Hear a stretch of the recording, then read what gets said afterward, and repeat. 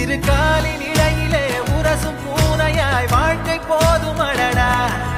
எதிர்காணும் யாவுமே தீண்ட